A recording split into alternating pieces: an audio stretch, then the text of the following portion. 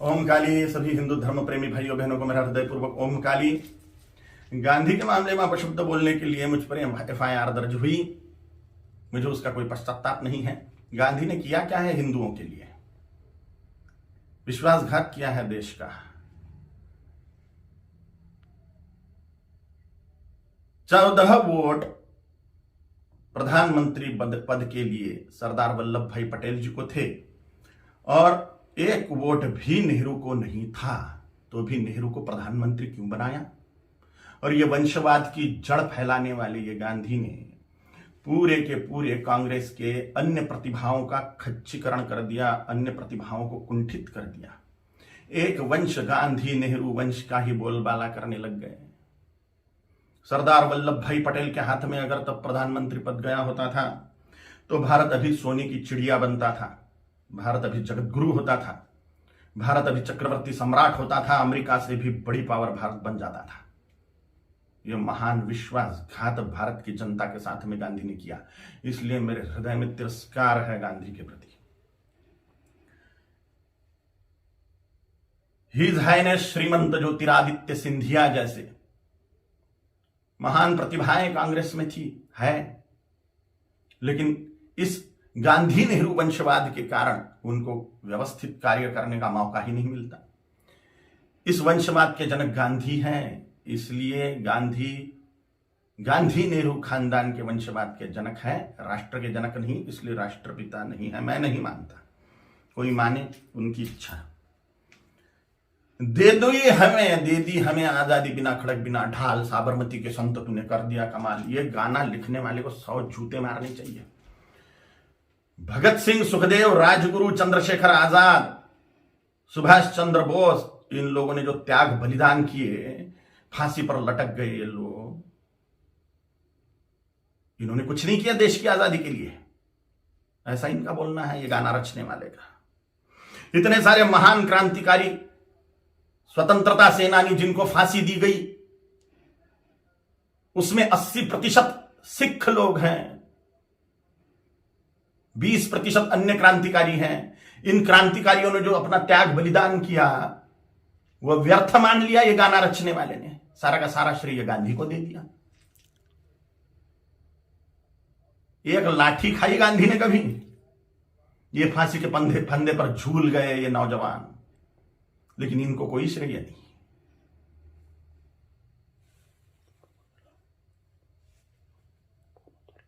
सुखदेव, राजगुरु, भगत सिंह जी की फांसी गांधी रुकवा सकते थे, लेकिन नहीं रुकवाई जानबूझ के, इसलिए तिरस्कार करता हूं मैं गांधी का। इनका एक बहुत बड़ा हथियार था अनशन करना, और गांधी ने उसका उपयोग भारतीय जनता के खिलाफ ही किया, हिंदुओं के खिलाफ ही किया। बोला था कि बंटवारा मेरी लाश पे होगा, मजहब के नाम पर जो बंटवारा हुआ पाकिस्तान बांग्लादेश का, वो मेरी लाश पे होगा, ऐसा गांधी बोलते थे। लेकिन जब बंटवारा हुआ तब गांधी जिंदा थे, और बंटवारे के समय जो दंगे हुए, लाखों करोड़ों हिंदुओं को, सिखों को काट डाला गया उसमें, और लाखों करोड़ों हिंदुओं को मार के उनकी लाशें भेजी गई। लाखों हिंदुओं को, 27 लाख हिंदुओं को मार डाला गया एक ही दिन में, डायरेक्ट एक्शन डे के दिन, जिन्ना के द्वारा। और पाकिस्तान में से जो ट्रेनें आ रही थी वो लाशों से ही भरी हुई थी, महिलाओं के और पुरुषों के, बोरे के बोरे भर के महिलाओं के स्तन काटकर भेज रहे थे वहां के लोग। सामूहिक बलात्कार करी हुई महिलाएं, उनकी लाशें, उनके स्तन बोरों में भर के। और यहां गांधी अनशन कर रहे थे कि 55 करोड़ रुपए दो पाकिस्तान को। जब सिख लोगों ने दंगे से पीड़ित होकर कड़कड़ाती ठंड में मस्जिदों का आश्रय लिया, तो उसके लिए अनशन पे बैठ गए गांधी कि इनको मस्जिदों से बाहर निकालो, मुसलमानों को मस्जिदें सौंप दो। नफरत करता हूं मैं गांधी से, इसलिए भी पाकिस्तान बांग्लादेश को जोड़ने वाला कॉरिडोर मांग लिया मुसलमानों ने कि भारत को और खाया जाए।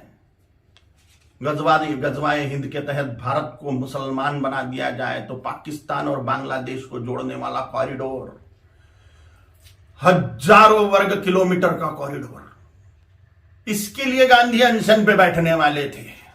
के शासन को वो दे देना पड़ता था और भारत फिर से बढ़ जाता था। स्वतंत्र वीर सावरकर जी ने गांधी के सामने जातीयवाद तोड़ने की बात कही कि वर्णवाद, ब्राह्मण क्षत्रिय वैश्य शूद्र, यह वर्णवाद और हजारों जातियों में बटा हुआ जातीयवाद, इसको तोड़ दो और हिंदुत्व की धर्म ध्वजा के नीचे सारे हिंदुओं को एक कर दो। तो गांधी ने इसके लिए बात नहीं मानी। ये मांग पूरी करने के लिए अनशन पे नहीं बैठे। उन्होंने कहा जैसा है वैसा रहने दो। डॉक्टर बाबा साहेब आंबेडकर जी ने बोला था कि संस्कृत को राष्ट्रभाषा करो, देश की भाषा संस्कृत होनी चाहिए। तो डॉक्टर बाबा साहेब आंबेडकर की बात को संसद में मनवाने के लिए अनशन पे नहीं बैठे। ये स्वतंत्र वीर सावरकर जी का अवमान मानता हूं मैं, ये डॉक्टर बाबा साहेब आंबेडकर जी का अवमान मानता हूं मैं। ऐसी ढेर बातें हैं, ढेर बातें। कोई राष्ट्रपिता नहीं हो सकता।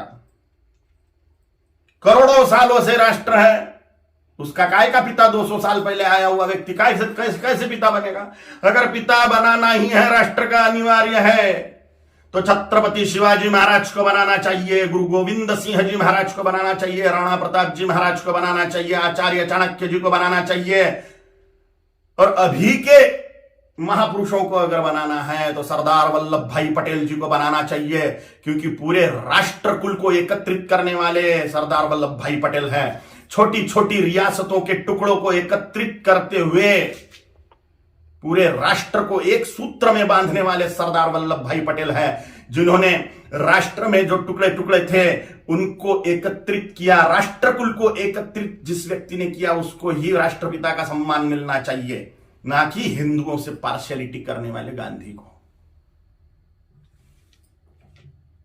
अगर वो कॉरिडोर मिल जाता था पाकिस्तान बांग्लादेश को, तो हिंदुस्तान कब का मुसलमान बन चुका होता था। धन्यवाद है, कोटि कोटि धन्यवाद है महात्मा नाथुराम गोडसे जी को। उनके चरणों में साष्टांग नमस्कार है मेरा कि उन्होंने अपना बलिदान देके हिंदुस्तान को मुसलमान बनने से बचा लिया। गजवाए हिंद फेल कर दिया महात्मा नाथुराम गोडसे जी ने। कोटि कोटि धन्यवाद है उनको। महात्मा गांधी नहीं, महात्मा नाथुराम जी गोडसे हैं। और अगर सच बोलने की सजा मृत्यु है तो स्वीकार है। छत्रपति शिवाजी महाराज जी ने, छत्रपति संभाजी महाराज जी ने, गुरु गोविंद सिंह जी महाराज जी ने, राणा प्रताप जी महाराज जी ने अपने पूरे कुल का बलिदान कर दिया हिंदुत्व बचाने के लिए। तो मेरे जैसे तुच्छ जंतुओं का जी के फायदा भी क्या है? अगर धर्म के लिए हम बलिदान नहीं हो सकते तो मर जाए मेरे जैसे करोड़ों कालीचरण हिंदुत्व को बचाने के लिए, धर्म को बचाने के लिए, सनातन हिंदू धर्म की रक्षा के लिए तैयार है हम मृत्यु दंड को पाने के लिए। ओम काली।